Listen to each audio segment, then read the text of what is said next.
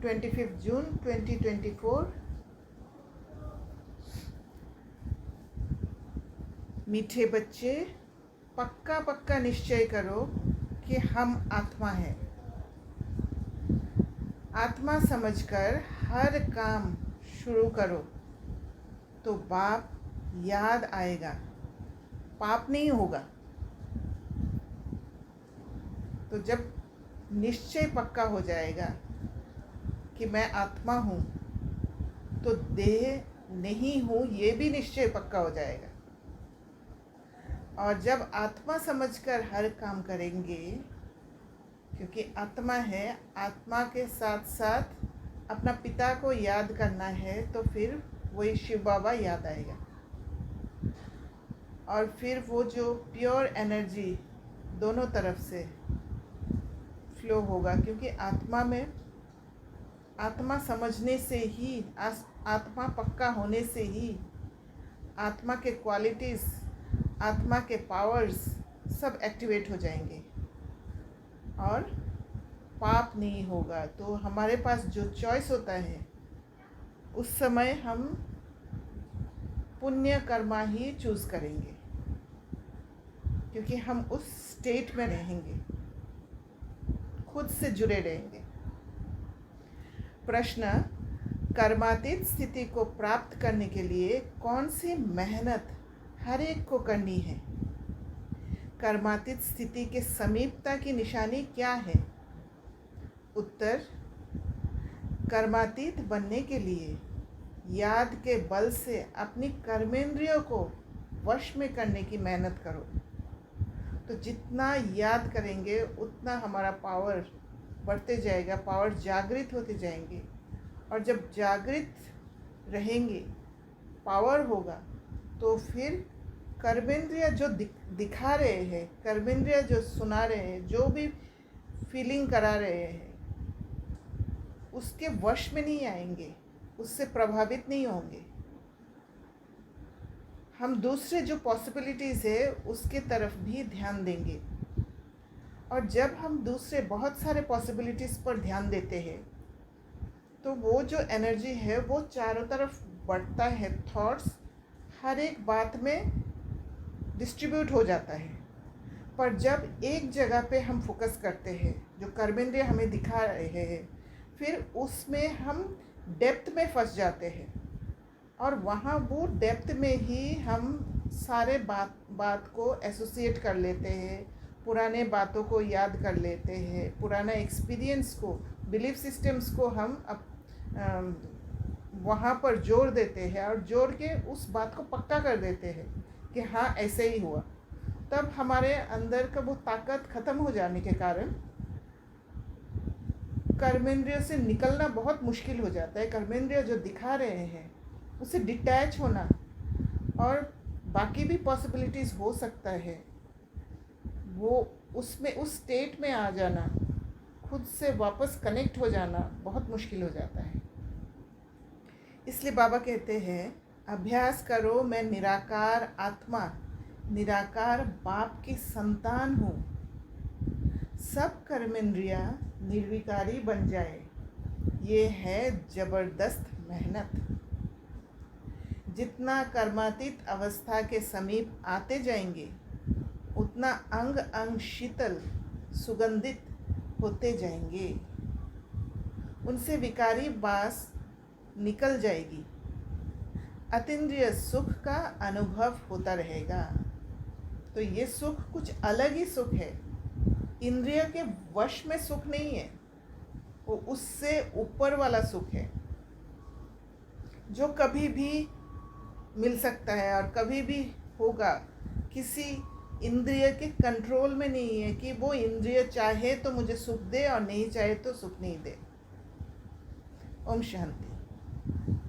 शिव भगवान वाच, ये तो बच्चों को नहीं बताना है कि किसके प्रति। बच्चे जानते हैं शिव बाबा ज्ञान का सागर है, मनुष्य सृष्टि का बीज रूप है, तो ज़रूर आत्माओं से बात करते हैं। बच्चे जानते हैं शिव बाबा पढ़ा रहे हैं, बाबा अक्षर से समझते हैं परमात्मा को ही बाबा कहते हैं।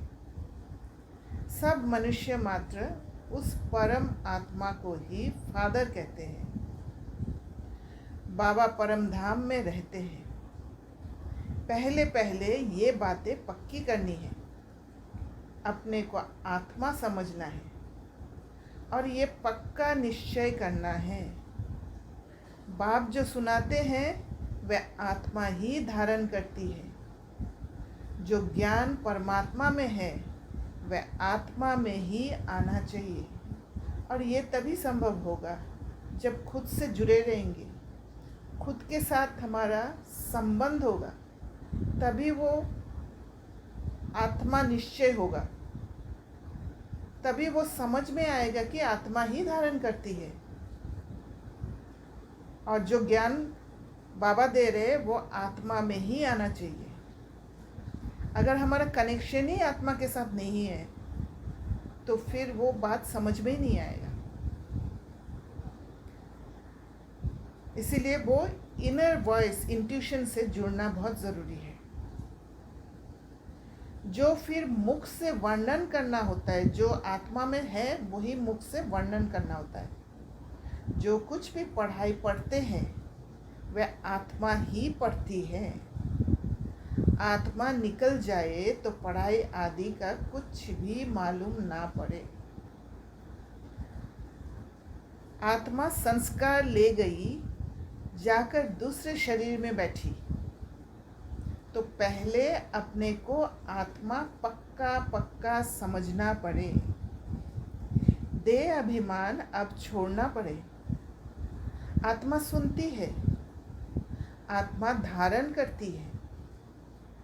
आत्मा इसमें नहीं होती तो शरीर हिल भी ना सके। अब तुम बच्चों को ये पक्का पक्का निश्चय करना है, परम आत्मा हम आत्माओं को ज्ञान दे रहे हैं। हम आत्मा भी शरीर द्वारा सुनती है और परमात्मा शरीर द्वारा सुना रहे हैं। ये घड़ी घड़ी भूल जाते हैं, देह याद आती है। ये भी जानते हो अच्छे व बुरे संस्कार आत्मा में ही रहते हैं। शराब पीना, छी बात करना, ये भी आत्मा करती है ऑर्गन्स द्वारा। तो यहाँ पर ये समझ में आ रहा है आत्मा के पास एक चॉइस होता है, चाहे अच्छा कर्म करो या बुरा कर्म करो, कौन सा बीज बो रहे हो, और उसके हिसाब से आत्मा में वो जो संस्कार बैठ जाता है। आत्मा ही इन ऑर्गन्स द्वारा इतना पार्ट बजाती है। पहले पहले आत्मा अभिमानी ज़रूर बनना है। बाप आत्माओं को ही पढ़ाते हैं। आत्मा ही फिर ये नॉलेज साथ में ले जाएगी। जैसे वहाँ परम आत्मा ज्ञान सहित रहते हैं, वैसे तुम आत्माएं फिर ये नॉलेज साथ में ले जाएगी। मैं तुम बच्चों को इस ज्ञान सहित ले जाता हूँ। फिर तुम आत्माओं को पाठ में आना है। तुम्हारा पाठ है नई दुनिया में प्रारब्ध भोगना। तो रिजल्ट, अभी का पुरुषार्थ का जो रिजल्ट है वो नई दुनिया में मिलते हैं। ज्ञान भूल जाता है। ये सब अच्छी रीति धारण करना है। पहले पहले ये बहुत बहुत पक्का करना है कि मैं आत्मा हूँ। बहुत है जो ये भूल जाते हैं। कोई भी कार्य करने से पहले, कोई भी एक्शन में आने से पहले, जब हम खुद से पूछते हैं कि मुझे क्या करना चाहिए, मेरे अंदर का आवाज़ क्या कह रहा है, उसका अर्थ है ये पक्का करना कि मैं आत्मा हूँ, खुद से जुड़ जाना और उस स्टेट में टिकना।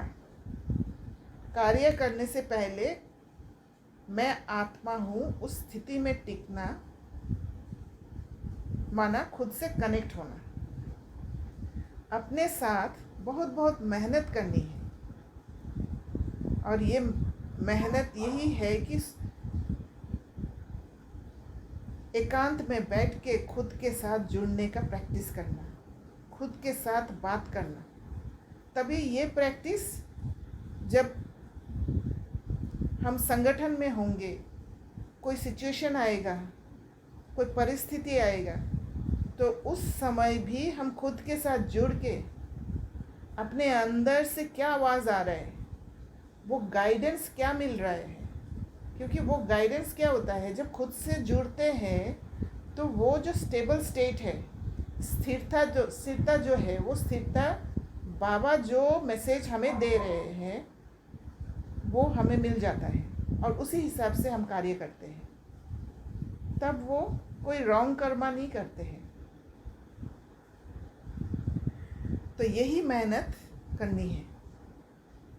विश्व का मालिक बनना है तो मेहनत बिगड़ थोड़े बनेंगे। घड़ी घड़ी इस पॉइंट को ही भूल जाते हैं, क्योंकि ये नई नॉलेज है। कर्मेंद्रिया हमें ऐसे धोखा दे देते हैं कि कर्मेंद्रिया जो दिखाते हैं उसमें हम फंस जाते हैं। हम खुद से जुड़ना ही भूल जाते हैं, अंदर यात्रा करना ही भूल जाते हैं, और जैसे ही कर्मेंद्रिय में फंस जाते हैं तो उस बात पर रिएक्ट कर जाते हैं और खुद से डिस्कनेक्ट हो जाते हैं। जब अपने को आत्मा भूल देह अभिमान में आते हैं तो कुछ ना कुछ पाप होते हैं। देही अभिमानी बनने से कभी पाप नहीं होंगे।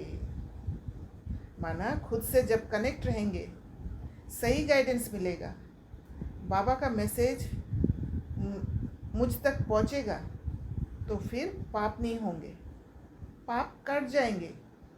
जो भी पुराना संस्कार है, जो रॉन्ग कर्मा करके हमने बुरे संस्कार अपने अंदर जागृत कर रखे हैं, वो सारे कट जाएंगे, इसलिए पाप कट जाएंगे।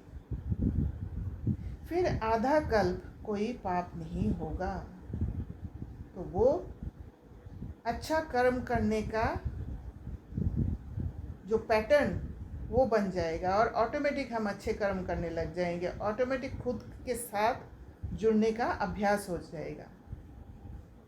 तो ये निश्चय रखना चाहिए, हम आत्मा पढ़ती है, देह नहीं। ऐसे नहीं कि ब्रेन पढ़ाई करती है, आत्मा पढ़ती है। आगे जिस्मानी मनुष्य मत मिलती थी, अब बाप श्रीमत दे रहे हैं। ये नई दुनिया की बिल्कुल नई नॉलेज है। तो कोई भी नई चीज़ होता है, उसको समझना, उसको एक्सेप्ट करना बहुत मुश्किल होता है, क्योंकि नई चीज़ जो है वो कम लोगों को पता होता है। और हमें आदत है कि बहुत सारे लोग जो चीज़ के लिए राय देते हैं उसको हम सही समझ बैठते हैं, और जिसमें मैं अकेली हूँ, अकेली चलने वाली हूँ, उसमें घबराहट होता है। तुम सब नए बन जाएंगे, इसमें मूंझने की बात ही नहीं। तो नया माना बिल्कुल पुराना ख़त्म, कुछ अलग समझ। अनेक अनेक बार तुम पुराने से नए, नए से पुराने बनते आए हो, इसलिए अच्छी रीति पुरुषार्थ करना है। तो इस बात से ये समझ में आ रहा है कि हमारे अंदर जो परिवर्तन शक्ति है, जो ट्रांसफॉर्मेशनल पावर है, वो बहुत स्ट्रॉन्ग है, क्योंकि अनेक अनेक बार पुराने से नए, नए से पुराने बने हैं। तो अच्छी रीति पुरुषार्थ करने से अभी पुराना से नया फिर से बन जाएंगे। हम आत्मा कर्मेंद्रिय द्वारा ये काम करते हैं। जब हम सोचते हैं हम आत्मा कर्मेंद्रिय द्वारा, इस शरीर के जो कर्मेंद्रिय है उसके द्वारा हम काम करते हैं, तो फिर आत्मा अलग हो जाती है, कर्मेंद्रिय अलग। तो ये हो जाता है एक न्यारा स्थिति। ऑफिस आदि में भी अपने को आत्मा समझकर कर्मेंद्रियों से काम करते रहेंगे तो सिखलाने वाला बाप ज़रूर याद पड़ेगा। जब खुद को आत्मा को अकेले कर देंगे, वो एकांत वाला स्थिति में ले जाएंगे, तो ज़रूर बाप याद रहेगा, क्योंकि एकांत वाला स्थिति में ही बाबा से कनेक्शन बैठ जाता है। आत्मा ही बाप को याद करती है। भल आगे भी कहते थे, हम भगवान को याद करता हूँ, परंतु अपने को साकार समझ निराकार को याद करते थे, इसीलिए वो कनेक्शन नहीं बैठता था। अपने को निराकार समझ निराकार को याद कभी नहीं करते थे। अभी तुमको अपने को निराकार आत्मा समझ निराकार बाप को याद करना है। ये बड़ी विचार सागर मंथन करने की बात है, क्योंकि जिस स्थिति में आप हो उस स्थिति वाले जो है दूसरा, उसके साथ कनेक्शन बैठेगा। जैसे फ्रीक्वेंसी मैच करता है तभी कनेक्शन बैठता है। अगर मैं अपने को देह समझती हूँ तो फिर एक देहधारी के साथ ही कनेक्शन बैठेगा। उसके स्थिति मेरी स्थिति जब समान होगा तब जाके कनेक्शन बैठेगा। इसीलिए निराकार आत्मा समझने से ही निराकार बाप याद आएगा। तो वो निराकार स्थिति के हिसाब से मैं कार्य करूँगी तो हर एक आत्मा को भी वही वाइब्रेशन पहुँचेगा। ये बड़ी विचार सागर मंथन करने की बात है। भल कोई लिखते हैं हम 2 घंटा याद में रहते हैं, कोई कहते हैं हम सदैव शिव बाबा को याद करते हैं, परंतु सदैव कोई याद कर ना सके। अगर याद करता हो तो पहले से ही कर्मातीत अवस्था हो जाए, क्योंकि कर्मेंद्रिया के वश हम बहुत आसानी से हो जाते हैं। परिस्थिति ऐसे आती है और ऐसी बातें ट्रिगर कर देता है जो हम कर्मेंद्रिय जो दिखा रहे हैं उसमें बहुत गहराई से फंस जाते हैं और भिन्न भिन्न तरीक़ा से वो सामने आता है। कोई कुछ ऐसे कुछ बोल देगा जो हम उसमें ही फंस जाएंगे और एक ऐसे फीलिंग होगा कि उसमें राहत महसूस हो रहा है, जबकि वो राहत नहीं है, वो फॉल्स राहत है। कर्मातीत अवस्था तो बड़ी ज़बरदस्त मेहनत से होती है। इसमें सब विकारी कर्मेंद्रिया वश हो जाती है। तो जब हम शांति कर्मातीत अवस्था एक बारी कर्मातीत को एक्सप्लेन करोगे? हाँ, कर्मातीत अवस्था माना आप समझ सकते हो कर्मों से अतीत, कर्मों से भी ऊपर। तो कर्म जब हम करते हैं, कर्म हम कर्मेंद्रियों द्वारा करते हैं। तो जैसे आँखें हैं, आँखें जो दिखा रहे हैं वो नहीं देख लेना है। जैसे आँखें दिखा रहे हैं कि कोई दौड़ रहा है तो सिर्फ दौड़ते हुए ही दिखाई देगा आँख से, पर आप अगर आँखों के वश में नहीं होके आप ये समझे कि मैं आत्मा इन आँखों द्वारा देख रही हूँ, तो फिर आप एक ब्रॉड स्पेक्ट्रम में उस बात को देखोगे कि कोई दौड़ रहा है, किस कारण से दौड़ रहा है। आप ये भी देख लोगे क्या कर रहे हैं और उस सिचुएशन में और कौन कौन इन्वॉल्व है और उसके अंदर अभी क्या चल रहा है, ये सारे कुछ देखने लग जाओगे। सिर्फ दौड़ने को नहीं देखोगे। समझ गए? सिचुएशन से उठकर अपने आप को आत्मा समझकर चीज़ों को देखना है। हाँ, सिर्फ वो जो दिखाई दे रहे हैं उसमें नहीं फंस जाना है। कोई आपके साथ बुरा व्यवहार कर रहा है, अगर आप इस कान से सुनेंगे, आपको 2 गाली किया है वो सुनेंगे, तो आप सिर्फ वो गाली को सुन के आपने अंदर दुख ले लिया। इसका अर्थ क्या है? आप कर्मेंद्रिय के वश में हैं, क्योंकि कान ने जो सुनाया वही सुना सिर्फ, पर आप अगर कान से अलग होके आप सुनने की कोशिश करेंगे तो आपको उस आत्मा के अंदर दर्द भी महसूस होगा कि वो आत्मा कितना दुखी है। वो आत्मा स्वयं से जुड़े हुए नहीं है। तो जैसे ये बातें आपको समझ में आएगा तो उस आत्मा के प्रति एक रहम की दृष्टि आएगा, ना कि आपको बुरा लगेगा। समझ गए? जी। वो है कर्मातीत अवस्था, कर्मेंद्रिय के वश में नहीं। तो इसमें सब विकारी कर्मेंद्रिय वश हो जाती है। सतयुग में सब कर्मेंद्रिया निर्विकारी बन जाती है, क्योंकि समझ ही अलग हो जाता है, एक एलिवेटेड परसेप्शन हो जाता है, अंग अंग सुगंधित हो जाता है। अभी बांसी छीछी अंग है। सतयुग की तो बहुत प्यारी महिमा है। उसको कहा जाता है हेवन, नई दुनिया, वैकुंठ। वहाँ के फीचर्स, ताज आदि यहाँ पर कोई बना ना सके। भल तुम देखकर भी आते हो, परंतु यहाँ वह बना ना सके। वहाँ तो नेचुरल शोभा रहती है। तो अब तुम बच्चों को याद से ही पावन बनना है। तो जब याद करेंगे ताकत मिलेगा, और जब ताकत मिलेगा तब कर्मेंद्रियों के वश में नहीं होंगे। बातों को अच्छी तरह समझेंगे और इस समझ के कारण एक प्योर एनर्जी अपने अंदर और बाहर फ्लो करने लग जाएगा और दूसरों के पास भी पहुंचेगा। तो धीरे धीरे पावन बन जाएंगे। याद की यात्रा बहुत बहुत करनी है। इसमें बड़ी मेहनत है। याद करते करते कर्मातीत अवस्था को पा ले तो सब कर्मेंद्रिय शीतल हो जाए, कर्मेंद्रिय को हमारे कंट्रोल में ले आएंगे। अंग अंग बहुत सुगंधित हो जाए, बदबू नहीं रहेगी। अभी तो सभी कर्मेंद्रियों में बदबू है। ये शरीर कोई काम का नहीं है। तुम्हारी आत्मा अभी पवित्र बन रही है, शरीर तो बन ना सके। वह तब बने जब तुमको नया शरीर मिले।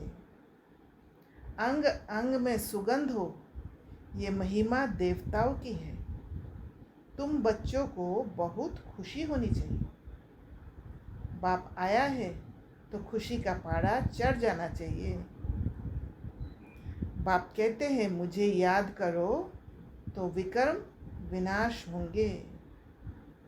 गीता के अक्षर कितने क्लियर हैं। बाबा ने कहा भी है, मेरे जो भक्त हैं, जो गीता पाठी होंगे, वे श्री कृष्ण के पुजारी ज़रूर होंगे।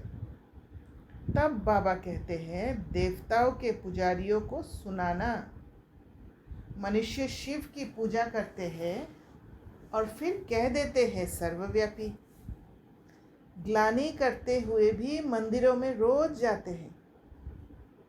तो ये समझ ही नहीं है कि एक तरफ ग्लानि कर रहे और एक तरफ मंदिर में रोज जा रहे। क्यों जा रहे और क्यों ग्लानि कर रहे?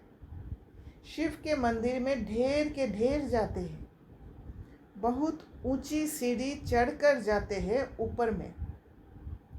शिव का मंदिर ऊपर बनाया जाता है क्योंकि शिव ऊंचते ऊंच है, उनके ऊपर कोई नहीं है।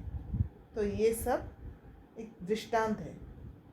शिव बाबा भी आकर के सीढ़ी बताते हैं ना। उनका ऊंचा नाम ऊंचा ठाव है। कितना ऊपर जाते हैं। बद्रीनाथ, अमरनाथ, वहाँ शिव के मंदिर है। ऊंच चढ़ाने वाला है तो उनका मंदिर भी बहुत ऊंच बनाते हैं। यहाँ गुरु शिखर का मंदिर भी ऊंची पहाड़ी पर बनाया हुआ है। ऊंच बाप बैठ तुमको पढ़ाते हैं दुनिया में, और कोई नहीं जानते कि शिव बाबा आकर पढ़ाते हैं। वे तो सर्वव्यापी कह देते हैं, और अगर सर्वव्यापी है तो सबको ये ज्ञान जानना चाहिए पहले से ही। कोई बुरा कर्म होना ही नहीं चाहिए, आत्मा में बुरी संस्कार होना ही नहीं चाहिए। अभी तुम्हारे सामने एम ऑब्जेक्ट भी खड़ी है, सिवाय बाप के और कौन कहेगा ये तुम्हारी एम ऑब्जेक्ट है। ये बाप ही तुम बच्चों को बतलाते हैं। तुम कथा भी सत्यनारायण की सुनते हो।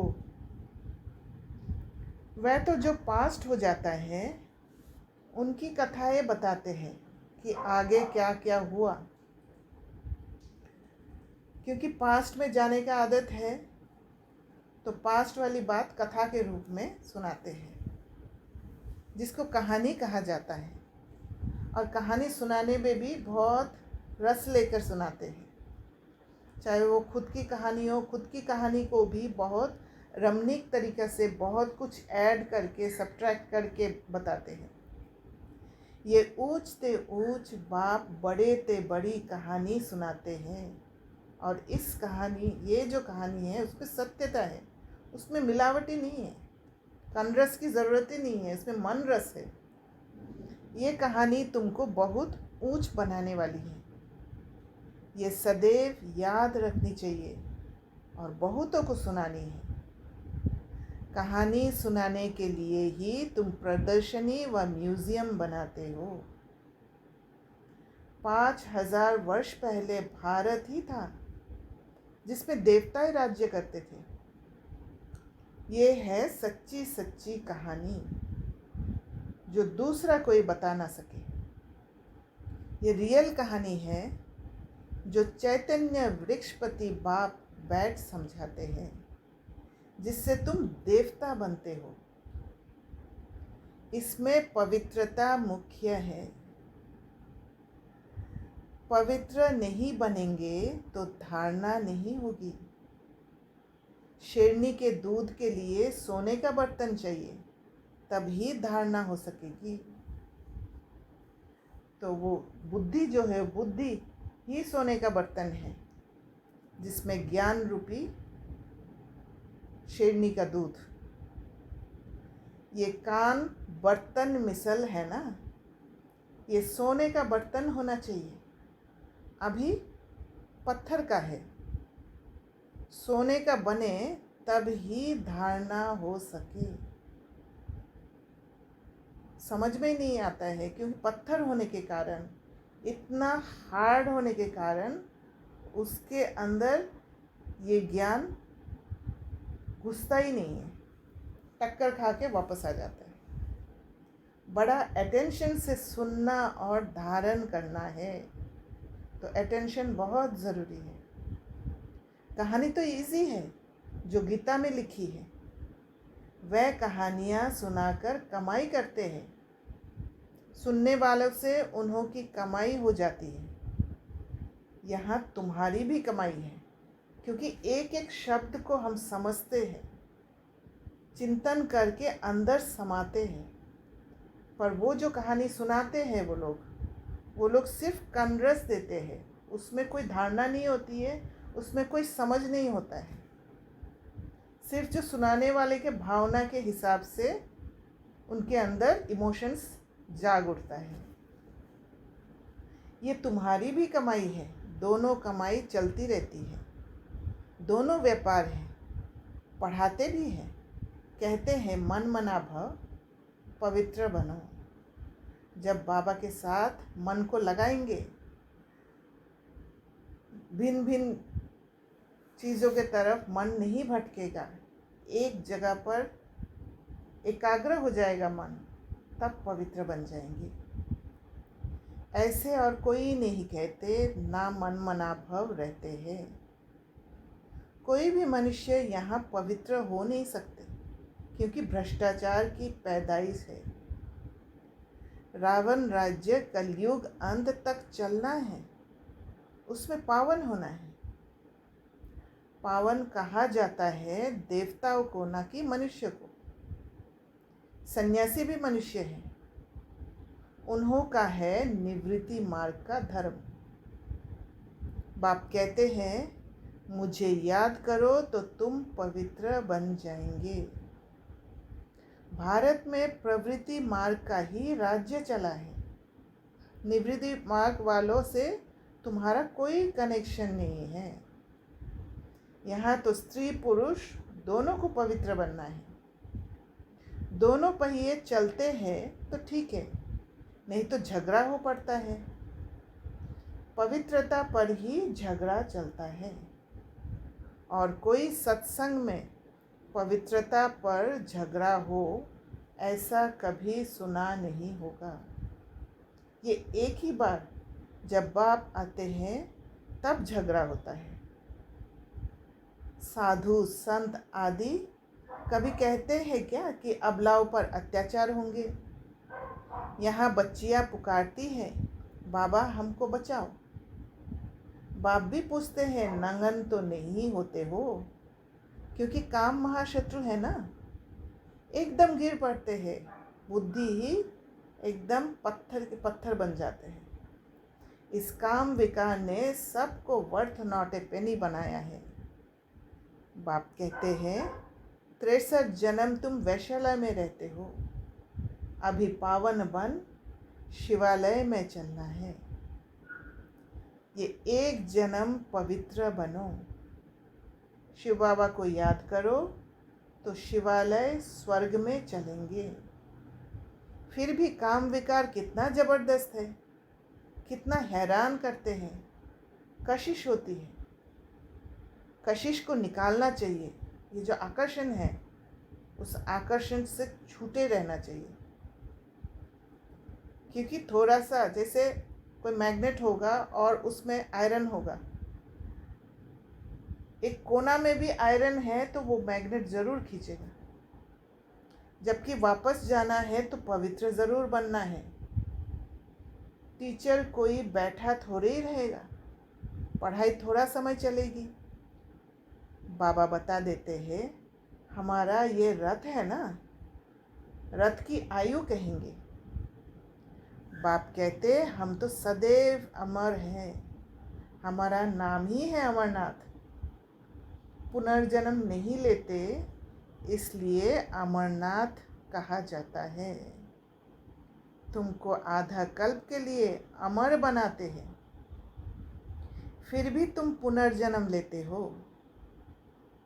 तो अब तुम बच्चों को जाना है ऊपर, मुंह उस तरफ, टांगे इस तरफ करनी है। तो मुंह कहाँ पर किस तरफ होना चाहिए? अभी स्वर्ग के तरफ। फिर इस तरफ मुंह क्यों फिराना चाहिए? कहते हैं बाबा भूल हो गई, मुंह इस तरफ हो गया तो गोया उल्टे बन जाते हैं। माना इस दुनिया के आकर्षण के तरफ मुंह घूम जाता है। तुम बाप को भूल दे अभिमानी बनते हो तो उल्टा बन जाते हो। बाप सब कुछ बतलाते हैं। बाप से कुछ भी मांगना नहीं है कि ताकत दो, शक्ति दो। ये भक्ति का संस्कार है। बाबा तो दिया हुआ है, उसको लेना है, अधिकार से लेना है, न कि मांगना है।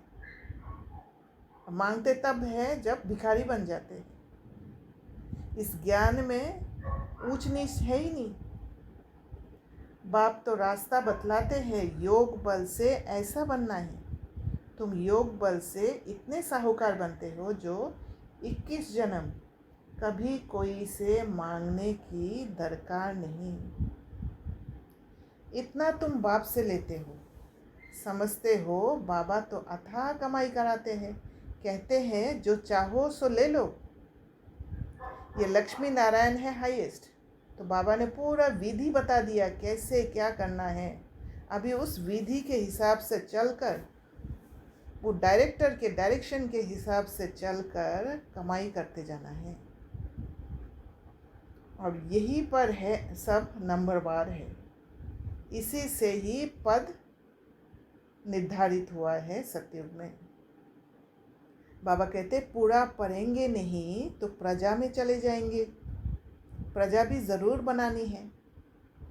तुम्हारे म्यूज़ियम आगे चलकर ढेर हो जाएंगे और तुमको बड़े बड़े हॉल मिलेंगे, कॉलेज मिलेंगे जिसमें तुम सर्विस करेंगे। ये जो शादियों के लिए हॉल बनाते हैं, ये भी तुमको ज़रूर मिलेंगे और अब मिल भी रहा है। तुम समझाएंगे शिव भगवान वाच, मैं तुमको ऐसा पवित्र बनाता हूँ तो ट्रस्टी हॉल दे देंगे। वो पवित्रता ही खींचकर उनको सेवा करा देते हैं।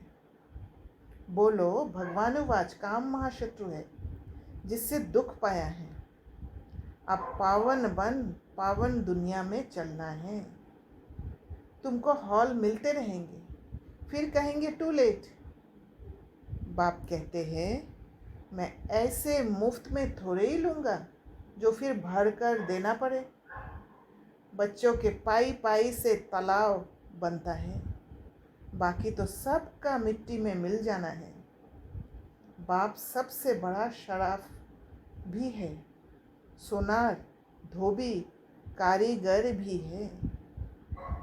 अच्छा, मीठे मीठे सिकिलदे बच्चों प्रति माता पिता बाप दादा का याद प्यार और गुड मॉर्निंग। रूहानी बाप की रूहानी बच्चों को नमस्ते। हम रूहानी बच्चों की रूहानी बाप दादा को याद प्यार, गुड मॉर्निंग और नमस्ते। धारणा के लिए मुख्य सार। पहला पॉइंट, बाप जो सच्ची सच्ची कहानी सुनाते हैं वह अटेंशन से सुननी और धारण करनी है। बाप से कुछ भी मांगना नहीं है। 21 जन्मों के लिए अपनी कमाई जमा करनी है। तो मांगने का संस्कार जो है वो कमज़ोर का संस्कार है। तो इसीलिए अगर मांगने का इच्छा होता है और मांगते जब है तब शक्ति नहीं होने के कारण हम मांगने लग जाते हैं। तो उस समय शक्ति बढ़ाना है, बाबा से जुड़ के ताकत बढ़ाना है। दूसरा है, वापस घर चलना है, इसलिए योग बल से शरीर की कशिश समाप्त करनी है। कर्मेंद्रिय को शीतल बनाना है। कर्मेंद्रिय जो दिखाने की कोशिश करते हैं उससे निकलने का, वो दलदल से निकलने का शक्ति होना चाहिए हमारे अंदर। इस देह का भान छोड़ने का पुरुषार्थ करना है। वरदान, एक स्थान पर रहते अनेक आत्माओं की सेवा करने वाले लाइट माइट संपन्न भव। आप एक ही स्थान पर हो पर सेवा अनेक आत्माओं का होगा। ये कैसे होगा? जैसे लाइट हाउस एक स्थान पर स्थित होते दूर दूर की सेवा करता है। कभी भी जैसे कोई भी जहाज को मदद की ज़रूरत है, कोई डायरेक्शन समझने की ज़रूरत है, तो फिर वो जहाज चलाने वाला वो लाइट हाउस को ही ढूंढता है और वो लाइट हाउस से ही आकर्षित होता है। ऐसे आप सभी एक स्थान पर होते अनेकों की सेवा अर्थ निमित्त बन सकते हो। इसमें सिर्फ लाइट माइट से संपन्न बनने की आवश्यकता है। तो वो स्थिर स्टेट में, वो स्टेबिलिटी में जब आप टिक जाते हो तो आप लाइट माइट के रूप में होते हो। वो लाइट हाउस बन जाते हो जो सबको आकर्षण करने वाला और सबके तरफ वो प्योर वाइब्रेशन पहुंचाने वाला, एक जगह पर बैठ के। मन बुद्धि सदा व्यर्थ सोचने से मुक्त हो। तो कैसे बनेंगे लाइट माइट? मन बुद्धि सदा व्यर्थ सोचने से मुक्त हो। और व्यर्थ सोचने से मुक्त तभी हो पाएंगे जब कर्मेंद्रियों के वश में नहीं होंगे, जब स्वयं के साथ जुड़े रहेंगे, वो इनर वॉइस के साथ कनेक्टेड रहेंगे, उसका गाइडेंस लेंगे। मन मना भव के मंत्र का सहज स्वरूप हो। और जब खुद के साथ जुड़े रहेंगे तो मन बाबा के साथ ही जुड़े रहेगा। मनसा शुभ भावना, श्रेष्ठ कामना, श्रेष्ठ वृत्ति और श्रेष्ठ वाइब्रेशन से संपन्न हो। और ये तभी हो पाएगा जब समझ, ऊंची समझ आएगा। कर्मेंद्रिय का वश नहीं होंगे,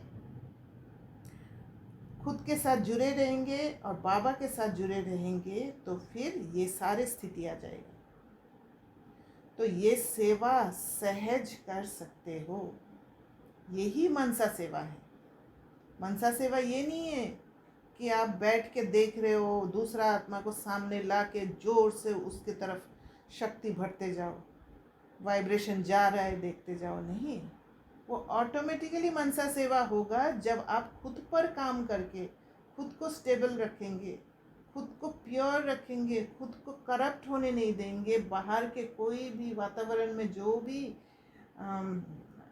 अपवित्रता है वो अंदर असर करने देंगे ही नहीं।